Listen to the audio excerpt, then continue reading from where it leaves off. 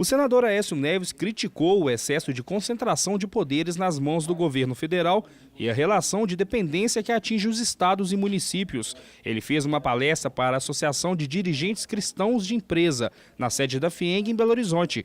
Confira alguns trechos a seguir.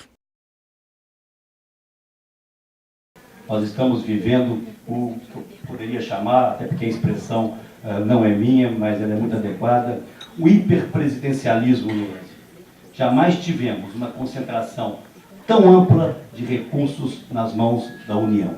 De 2002 para cá, a participação dos estados e municípios do bolo da arrecadação federal só faz diminuir. O presidencialismo eu chamaria quase que imperial.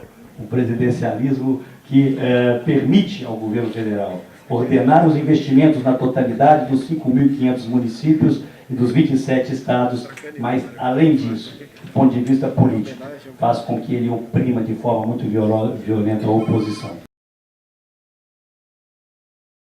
Eu falava exatamente sobre estarmos todos nós, países emergentes, que o Brasil é um deles, fadados a crescer pelas próximas décadas. Isso vai acontecer.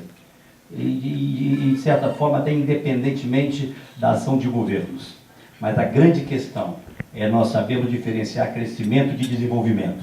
A grande questão é nós decidirmos de que forma nós queremos crescer. Esses anos extremamente positivos do governo do presidente Lula, em especial, de 2003 até 2008, com a economia internacional em ampla expansão, aquecida, gerando divisas, gerando novos empregos, e o Brasil foi beneficiário desse crescimento. Infelizmente, aquele momento de prosperidade não foi acompanhado das reformas que teriam sido absolutamente necessárias para nós superarmos alguns gargalos que não nos permitem hoje crescer de forma mais sustentável.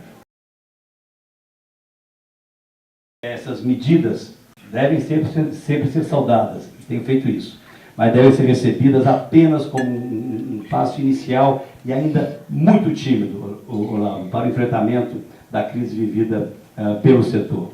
Elas encontrarão, e esse é o fato, a indústria brasileira andando para trás, perdendo dinamismo e seu papel de vanguarda que já teve em determinados setores.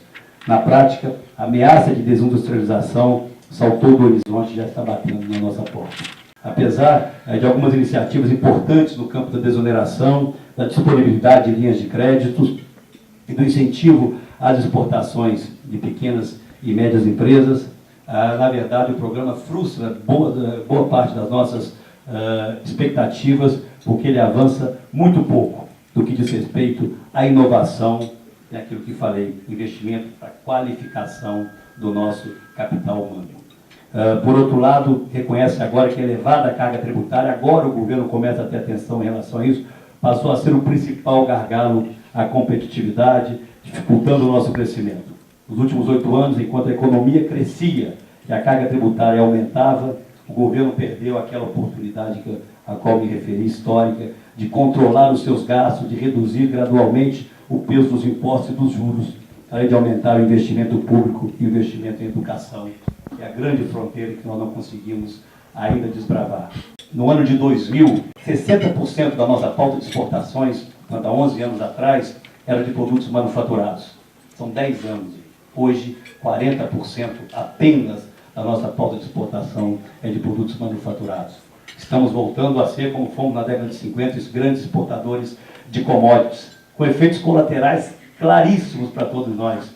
A perda dos empregos aqui no Brasil, a perda dos empregos de qualidade e, obviamente, a partir dessa perda de emprego de qualidade, uma dependência cada vez maior do humor dos mercados compradores das nossas commodities.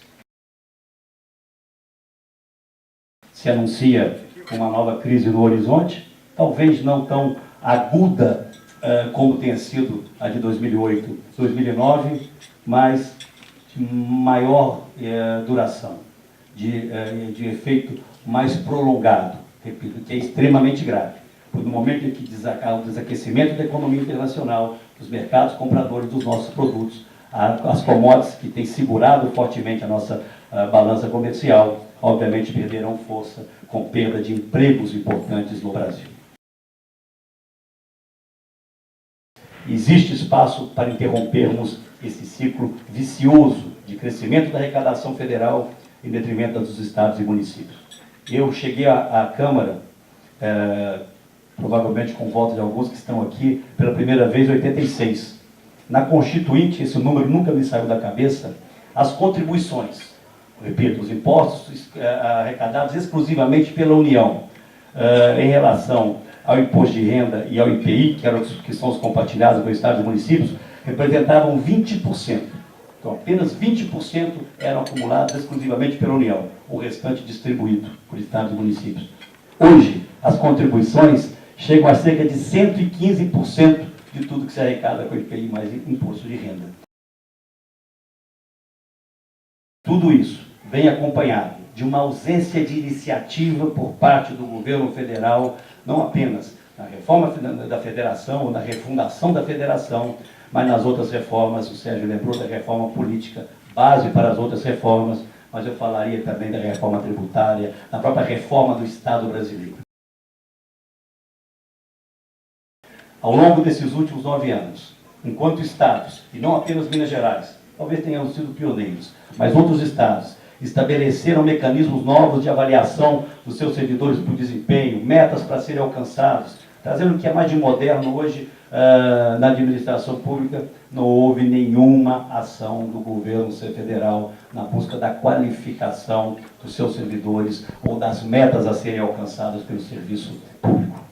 Portanto, o que nós estamos assistindo hoje é um Estado paquidérmico, quase 40 ministérios, sem foco, sem instrumentos de gestão adequados e, mais do que isso, sem instrumentos, está aqui a Maria Celeste, que foi pioneira nisso, de auditagem que deveria, preventiva, que como nós temos aqui em Minas, e que deveriam estar precedendo os problemas que nós estamos assistindo hoje em larga escala, praticamente todo o governo, e que nos envergonha e preocupa.